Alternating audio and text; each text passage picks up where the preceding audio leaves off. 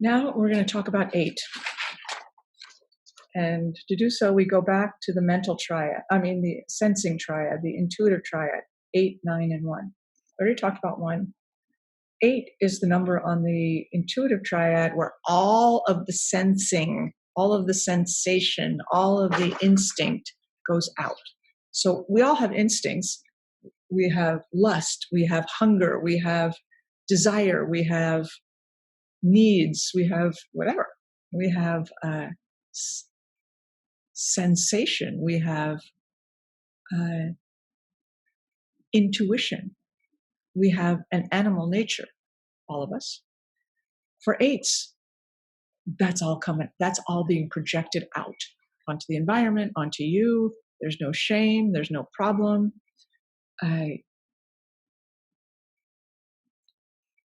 You know when you're in the room with an 8 because all of the attention goes on them, because they are the kind of people that can dominate any situation.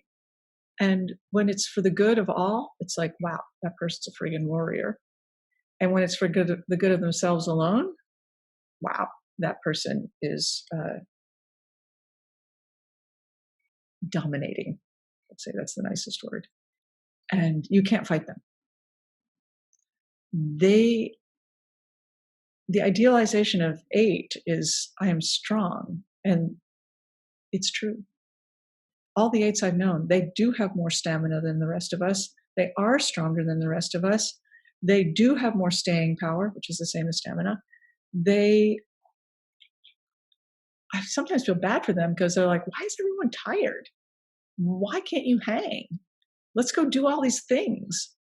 But the rest of us are tired, and 8s seem to have a connection to life force that is quite extraordinary. And I wanted to say brutish, but that might be insulting. But it's broad, let's say. There is a fierce and fearsome life force energy to 8s. The avoidance is I am weak. The idealization is I am strong. And 8s they want to dominate whatever situation they're in. Like I say, it could be for good, it could be for ill, it could be for both. But they can do it. They can do it. They always have a sense, as I was saying, that they are the strongest person in the room, and they are almost always right. So there's a kind of tenderness in 8s that is quite beautiful. Since I am the strongest, I need to protect those who are weaker, which is basically everyone else. So there can be a very, and I mean this in a loving way, paternal vibe for 8s, whether they're men or women or neither or both, of I will take care of you. I will take care of this. I got you. We all need that. We all, at times in our life, long for someone who will say, I got you. I got your back. I'm going to do this with you. Or I'm going to do this for you. And the 8s in our world, when they say that, we can take them seriously. They're heroes. They're warriors. And on their bad days, they can be quite destructive because they don't know their own strength. And they're not afraid to get in a fight. The rest of us, we don't want to get in a fight. Even if we're really angry, it's like, oh, it's so exhausting. 8s, it's enlivening. If 4s think, oh, now things are painful, now we're getting somewhere. And if 7s think, now things are fun, now we're getting somewhere. 8s think, now we're angry, now we're getting somewhere. The truth is going to come out. So 8s can't tolerate liars. They can't tolerate disloyalty. They're blunt. These are overgeneralizations. If you have something to say to them, you could just say it. Don't build up to it, because they find that strangely untrustworthy.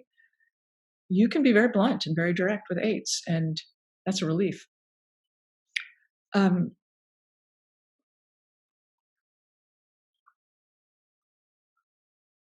Self-preservation 8 is called satisfactory survival, and 8s like to dominate. So they want to dominate whatever protects themselves and their families. So I want to live in my own house. I want to live off the grid. I want to dig my own well. I want to, making this up, but there, there's a survivalist mentality, whether they live in a high rise in New York City or a mountaintop in Utah.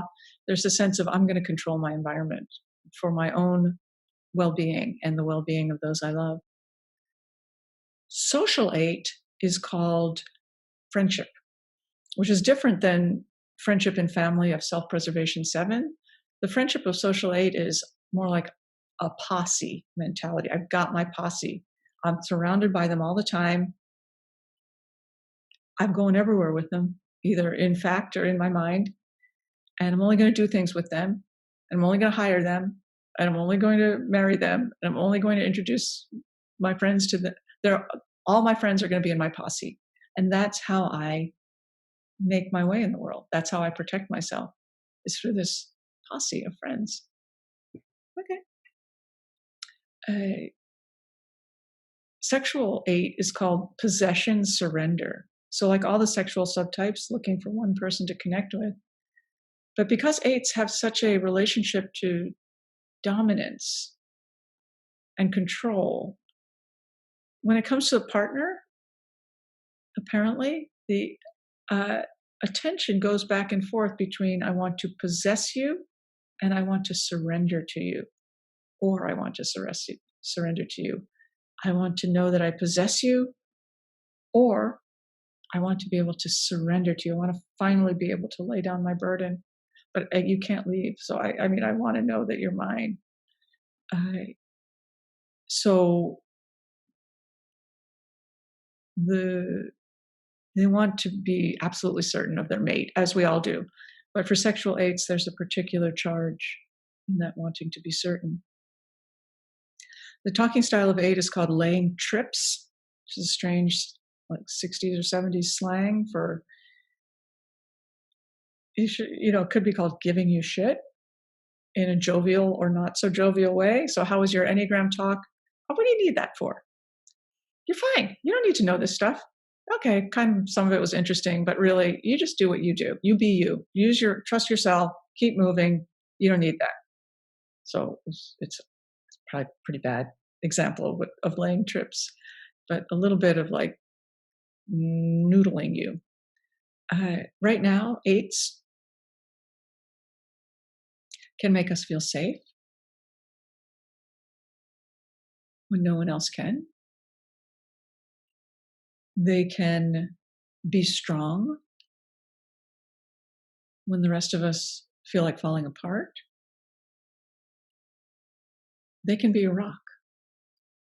So if this is you, 8, thank you. Thank you, thank you, thank you for being willing to be strong for the rest of us.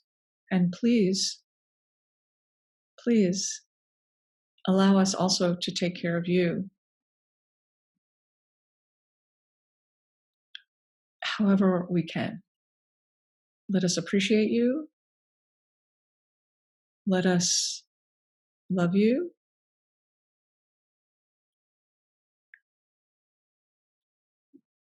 Trust us if we are trustworthy. And you don't have to do it all alone. You really don't.